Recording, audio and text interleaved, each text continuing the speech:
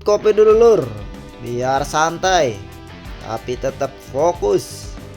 Karena kali ini kita bakal bahas salah satu gebrakan paling keren dari industri pertahanan dalam negeri.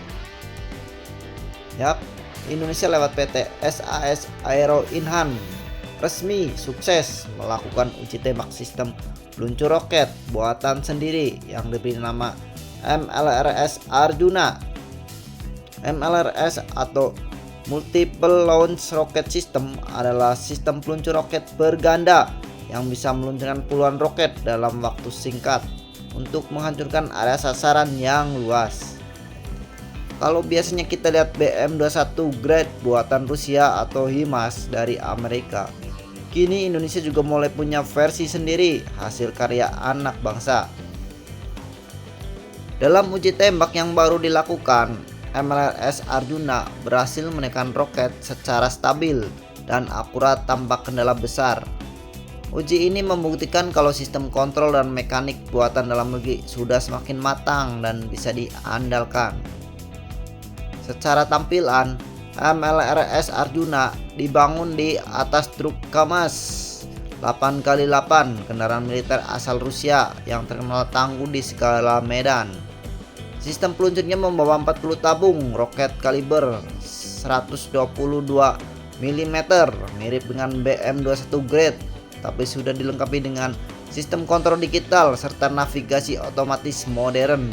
Artinya, operator menembakkan roket dengan lebih cepat, akurat, efisien tanpa harus keluar dari kabin. Setiap roket bisa menjangkau jarak 30 hingga 40 km dan sedang dikembangkan untuk bisa mencapai lebih dari 50 km di masa depan. Sistem peluncur roket ini bisa menembakkan semua muatannya hanya dalam hitungan detik, menghasilkan hujan api yang bisa melumpuhkan area target luas dengan daya hancur luar biasa.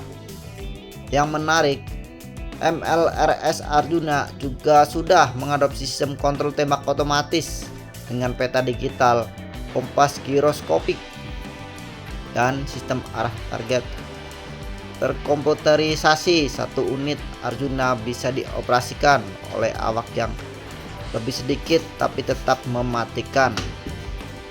Itu artinya efisiensi tempur meningkat, sementara risiko bagi personel jadi lebih kecil.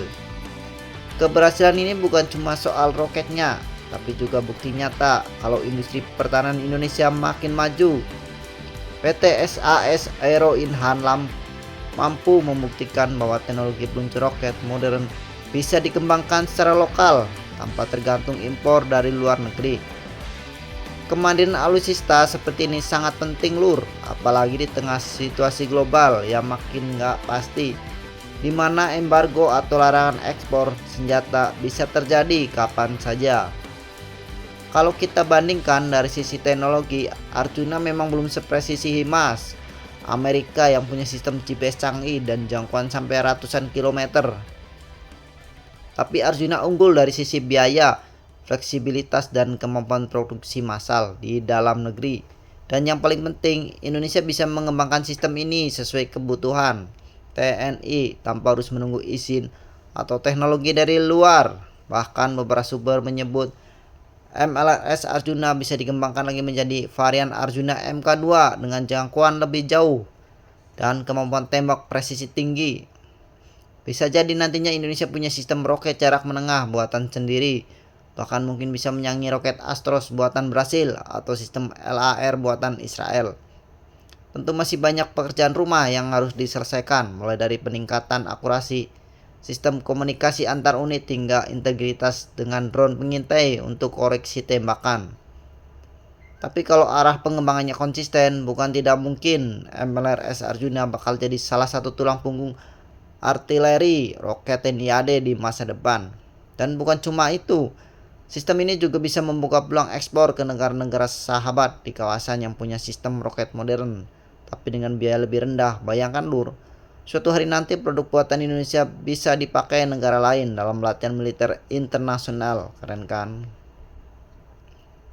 Keberhasilan uji tembak Arjuna ini jadi sinyal kuat bahwa era kemandirian alutsista Indonesia benar-benar dimulai dari darat, laut hingga udara. Kemampuan bangsa terus meningkat mulai dari drone, kapal perang, pesawat tanpa awak hingga sistem roket seperti ini.